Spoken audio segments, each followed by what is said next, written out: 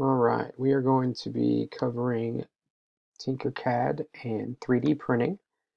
And to do that, we are going to start by going to tinkercad.com.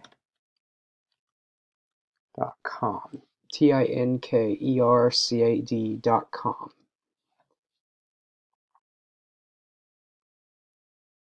Once we get to Tinkercad, we want to go to sign in the top right, and we have an account through Gmail, so we're going to go to sign in using social providers. I'm going to choose that, and then Google, because it's a Gmail account.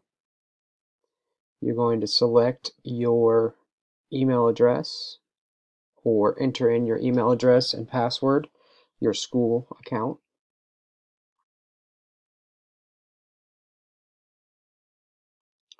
Once that has been created, it should take you in, and mine is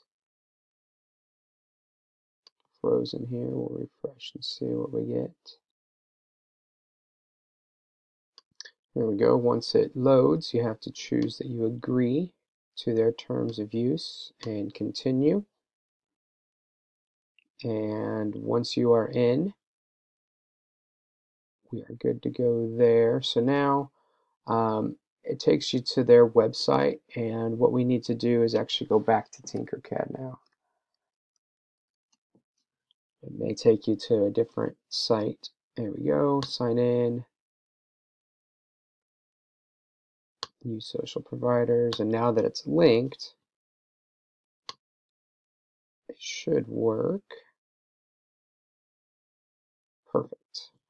All right, so now I am in my account, and it brings you to the main page, and you can see when we have 3D designs over here to choose from, lessons, and that's actually where we're going to start, is in lessons.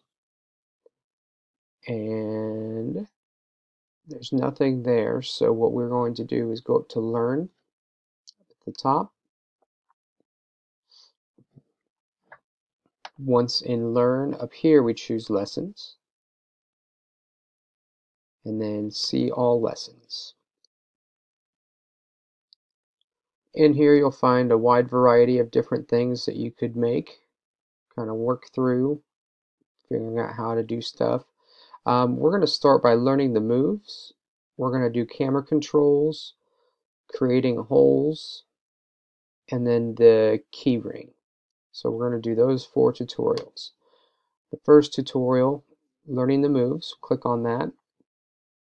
And this one's going to be pretty simple. It's just going to walk you through how to move an object while using Tinkercad. Up at the front of the room there is mice available, and this may be helpful for you while using the software.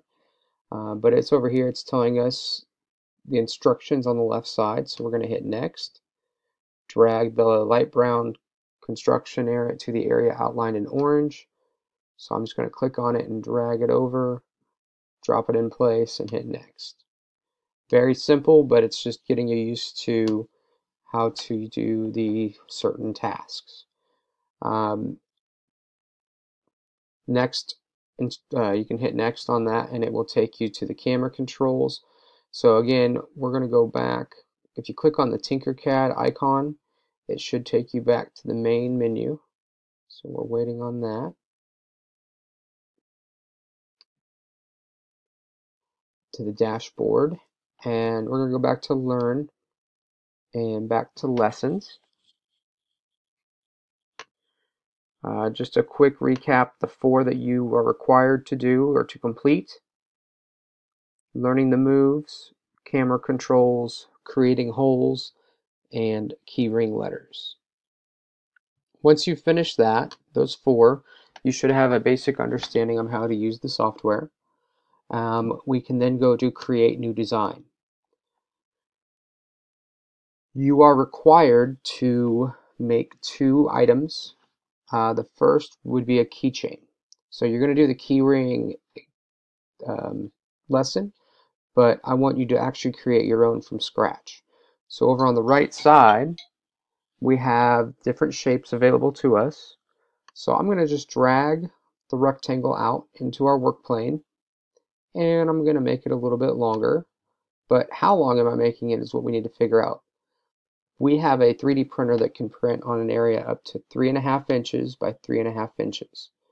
So what we need to do is go down to Edit Grid in the bottom right hand corner, and we want to change this to inches and 3.5 by 3.5 under Custom. Update the grid, and that is how big of an area that we can print on. So what I need to do now is resize this down a little bit. There we go. And as you'll find out in the camera moves, when we drag this box around, that's how we're able to rotate. I'm now going to grab the top of that and lower it down about right there. That looks pretty good. And then I want to create a lowered area for my letters, but I don't quite want it to be down at the bottom. I want it to be raised up just a little bit. There we go. And then sometimes looking straight down on it helps you get the shapes lined up where you want them to be.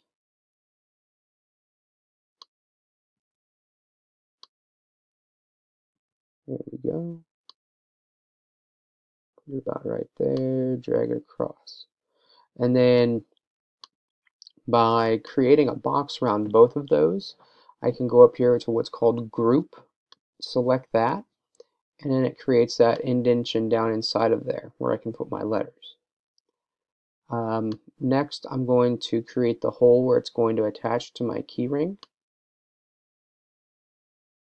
I've had students choose to do the square holes, and that's fine. The biggest thing here, and actually, there we go.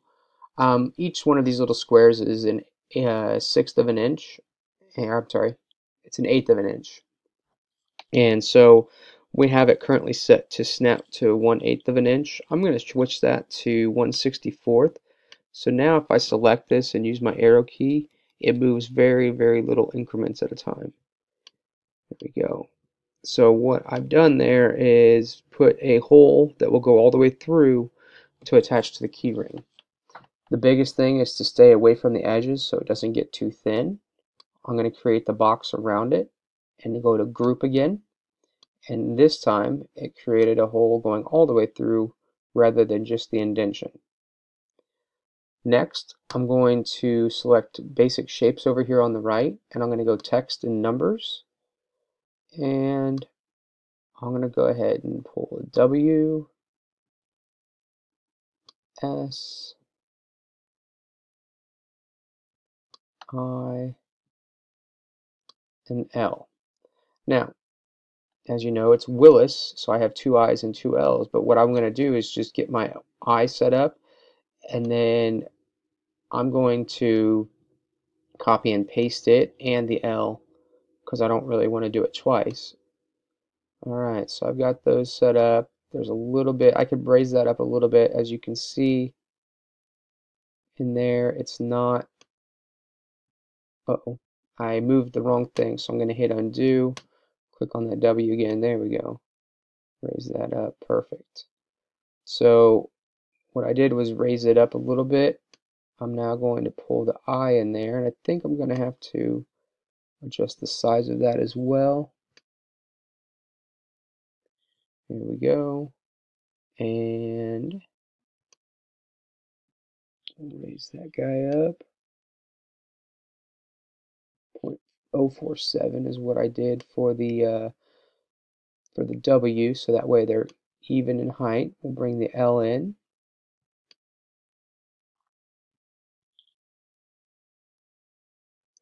Now what you can do is actually go to click on a letter, and if you put your mouse right there on that dot, it tells you how tall it is, so 0.373.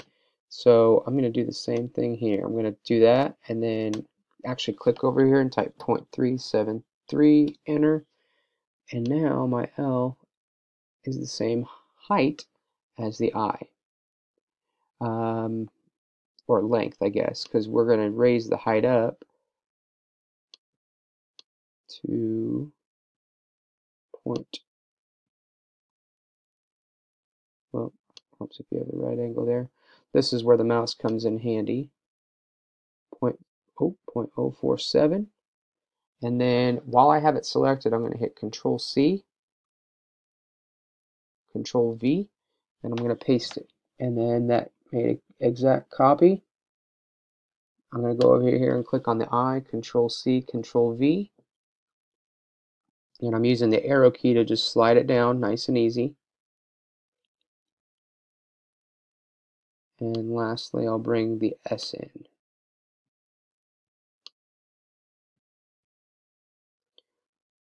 Point 373. Oop, I shifted it.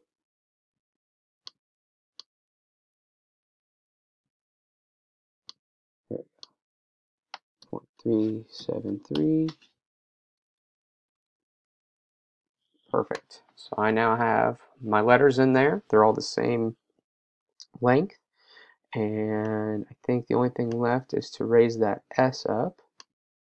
So I'm going to click on that arrow and I'm bringing it up to 0.47. So now none of them are down on the bottom. They're all raised up a little bit. I'm going to create a box around all of them and I'm going to group them. You can change the color.